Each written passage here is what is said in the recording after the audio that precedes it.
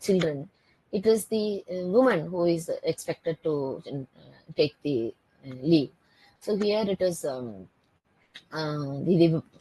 it is continuing on the same line. Men can go, say, you can see they are on the same curve and little higher, whereas a woman brought down because of the pregnancy, childbirth, marriage, pregnancy, childbirth, childcare, and after some time they have to look up, and their own colleagues had moved to another promotional scale, but the women are not.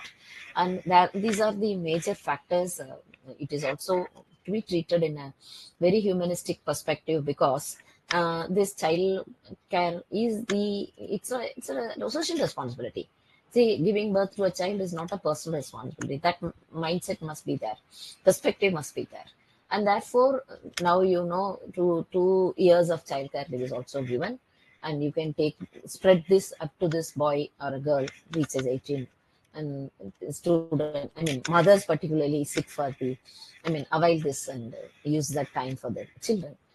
So what are the factors which are really required to address this issue of human rights violation or women's rights violation?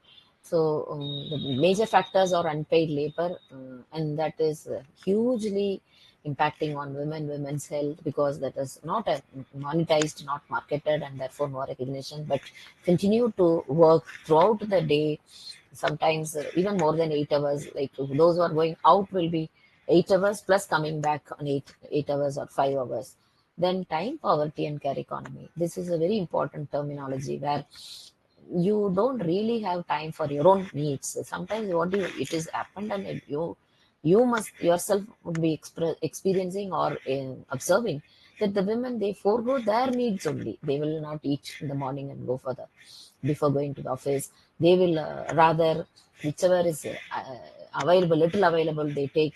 And sometimes if the men are not there, then they will say that, oh, today men are not there, so let me not cook, let me take whatever is available. So these kind of things, time poverty and care services is one important factor which needs attention, and to be attended in a human rights perspective in the policy context. Then societal norms and gender roles, that is very much I repeatedly explain. And gender pay gap, it is like in every field, but thanks to, at least in Indian context, in the Western context, when you join there itself, the entry level pay discrimination itself will be around 30%, because of the foreseen anticipated leave, the likelihood of taking leave for marriage, child care, elder care, etc., will also be accounted in the entry point itself, it seems.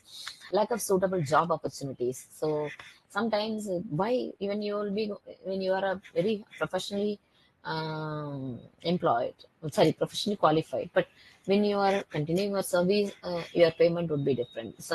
In case if you're married and then you're attending the child care, and after 2 years you're reporting back to the labor market, then definitely they'll say, oh, 2 years last, you would not have got now updated, so let us fix this. So they will fix only like to 20,000, 30,000. Rather, you would have drawn 1 lakh earlier or 2 lakh.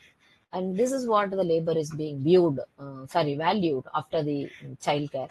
And that is what I said, lack of suitable opportunities, reliance on agriculture, safety norms, choosing education over work.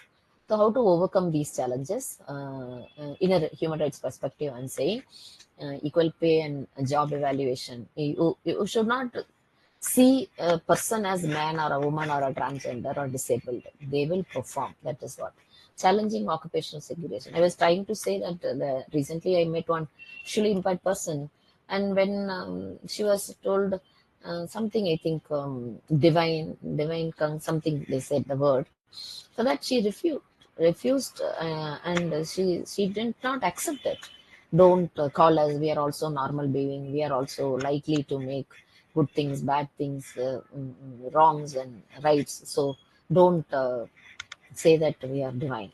Then promoting work-family balance, creating quality care jobs. This I have already explained, but it is all bulleted here. And gender responsive policies, that is very important. And also quoting the UN Women suggestions. So it was saying that investing in women is a human rights issue. So that is what it is. If you are denying the education of the girl, it is a human rights violation. You are denying the health needs of the girl, you, irrespective whether it is a girl or a boy.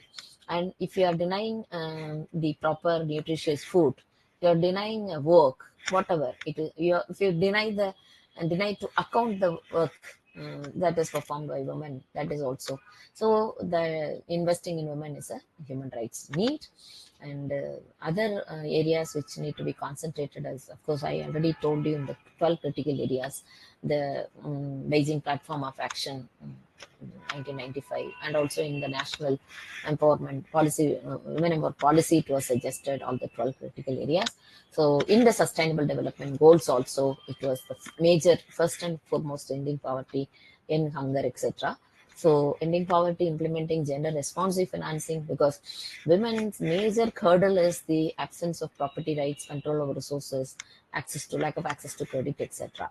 And that is to be taken care of. And shifting to a green economy and care society. So we are talking, because this climate change also disproportionately impact women, and every point of any data you collect, you will see that women are more vulnerable to the climate condition, whether it in terms of food security, or in terms of health security, or whatever, the shelter security.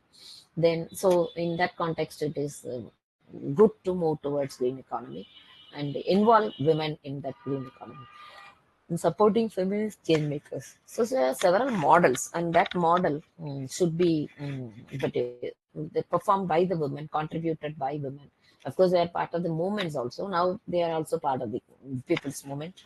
So those models to be taken.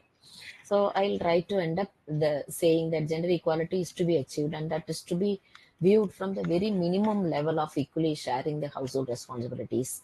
And one is to share the responsibility, another is to recognize that the women are doing this, and therefore reporting their work will be little relayed, or it will have impact. And accordingly, some kind of arrangement should be made in the workplace also, to acknowledge such overburden of the work. So here, Mr. Anand Mahindra, who is one of the leading heartbeats here in Indian context, shares this like educative video, slide or picture, whatever. He says, I have been helping to babysit my dear old grandson this past week, and it's brought home to me the stark reality of this image. I salute every working woman and acknowledge that their successes have required a much greater amount of effort than their male counterparts. So this was very much coming from a male who is a corporate leader, and he could at least provide some measures to have it as a model to kind of effecting the statement that it is not just saluting, rather how to facilitate, because babysitting is also equally a demanding work.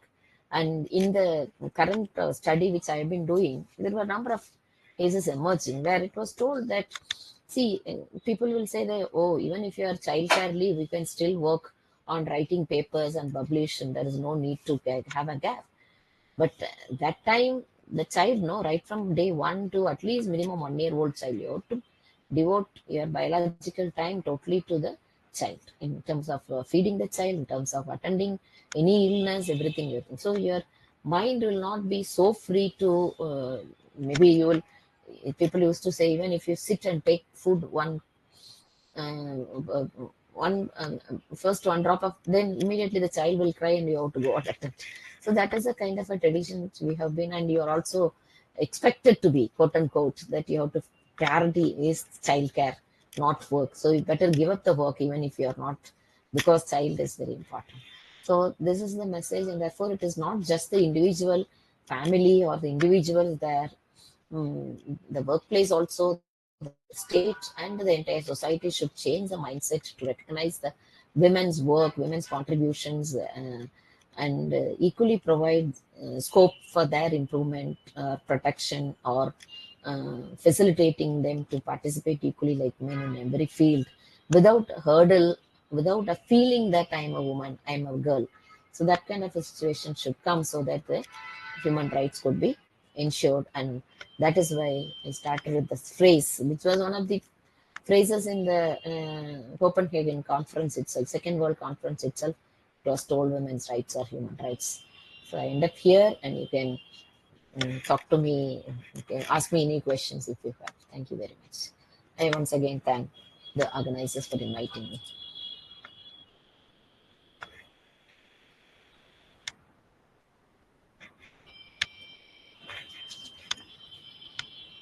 Yes, if there is any questions, please raise.